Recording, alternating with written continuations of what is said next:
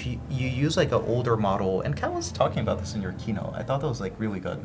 If you use the model like a year ago, it would do a lot of stuff wrong because it just like it wasn't very good yet. But now if you use it today, it just does the right thing.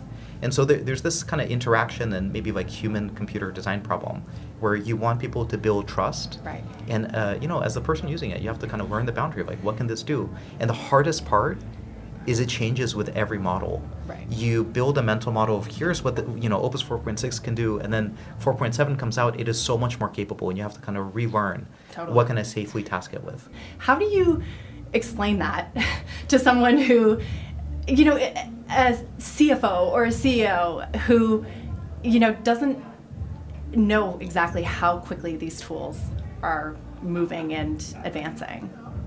I think the most powerful thing we've seen is just like try it and get your team in a room and get them to try it. So as a CEO, as a CFO, it is your job to learn to use this tool, and then it's your job to teach your team so that you can reorganize all your business processes around AI. And there was this interesting thing that happened in the 90s. Computers started to become a thing in the workplace. And for many years, there were not productivity improvements. And this is just very surprising. And then the Harvard Business Review, sometime in the early 90s, they published this article about how in order to benefit from the productivity impact of computers, what you have to do is you have to reorganize all your business processes around computers. Computers have to be at the center. They can't be on the periphery somewhere. Like you can't have like filing drawers and like desk drawers and things like this, and then a computer is in the corner. That's not how it works. The computer has to be in the center. And I think this is the thing that people are realizing today. It's exactly the same thing with AI. AI has to be at the center. Right, and that sort of the numbers speak for themselves.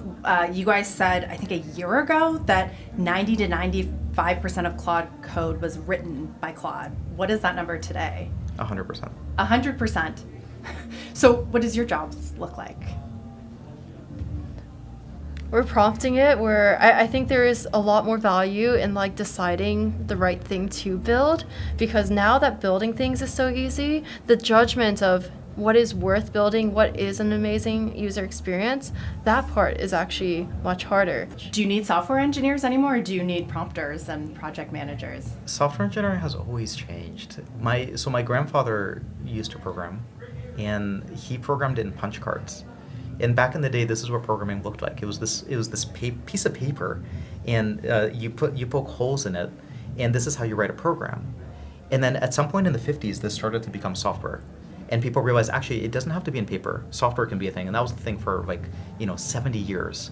People wrote code as software. And as an engineer, I would write the source code. It's like editing a document. That's what it is. When we launched Claude Code, this changed again. And so now the work is to manage an agent. And now it's actually changing again. Now I'm managing an agent that manages agents. And this is a shift that happened with Opus 4.7, and I think is going to accelerate. And I gotta say, for me as an engineer, I've never had this much fun. Like, I feel like all of the work that I didn't want to do, the agent can do, and so I can think about the problems that are actually interesting. And before, with the first round of Claude Code and agents, my productivity went up maybe like 10x. Right. And now that agents are managing agents and I'm using routines and loops, it's going up like another 10x. Like this is a second phase change that we're seeing. One of the talking points this year, it feels like, okay, agents are great, but they don't have judgment or they don't have taste. And I wonder if you think that is increasingly like less true. And also, Boris, has Claude ever pushed back on something that you wanted to ship? Did it change your trajectory? Claude actually pushes back fairly often, and 4.7 is quite good at this. So this happened actually like yesterday. I wanted to build something a particular way, and Claude told me, no, I think that's actually not a good idea, and here's the thing to do instead, and it was right. And a year ago, if it had done this, Claude probably would not have been right.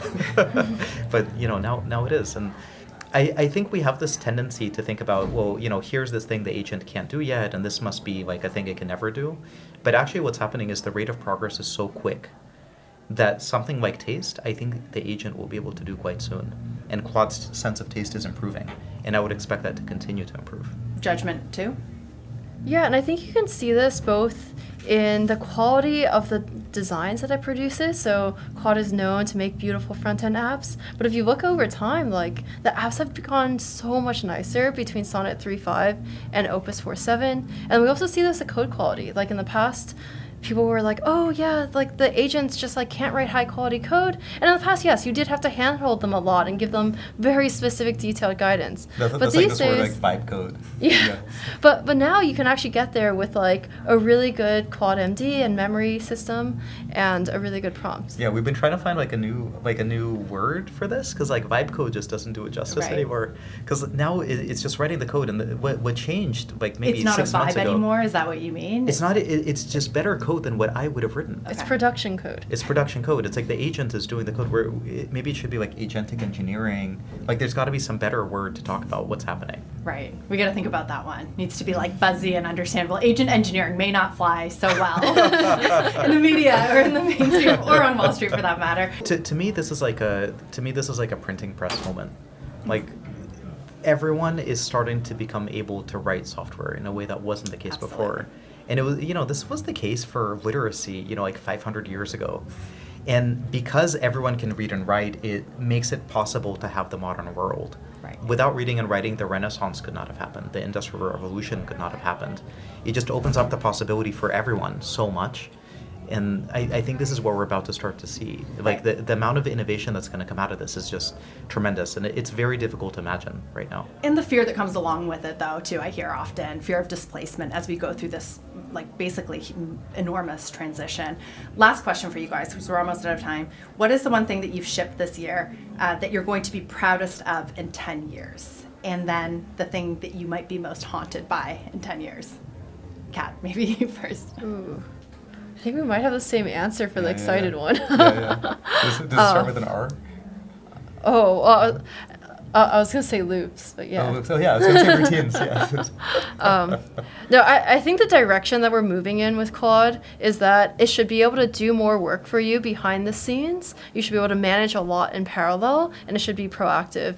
And loops and routines is our first foray into that. So loops let you run things on a schedule, and routines let you run things in response to events. And it's cool because in the past, you always had to remember to open Claude, and you had to write out the task. And now with these, you don't have to That's anymore. such a surprising answer to me because it seems so basic given everything that you guys have done this year. Like, what's going to be so lasting about that in 10 years? It's just so powerful. It's like the coding agent a year and a half ago went up a layer of abstraction. And that's what let me be 10 times more productive.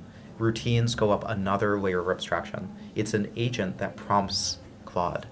So I don't write the prompt anymore. Claude writes the prompt. And now I'm talking to that new Claude that's kind of coordinating. It's incredibly powerful. And you're both agreed on that. That's funny. Okay, Yeah. the thing that you may be most worried about or most haunted by 10 years from now. I don't know if like haunted is the right word, but we're always trying to figure out the future. We're always trying to figure out what people want. And I think a lot of parts of the product we're going to unship and we're going to delete as we kind of figure this out. This is the way that we've always done it. And when I was at Instagram, this was part of the design philosophy.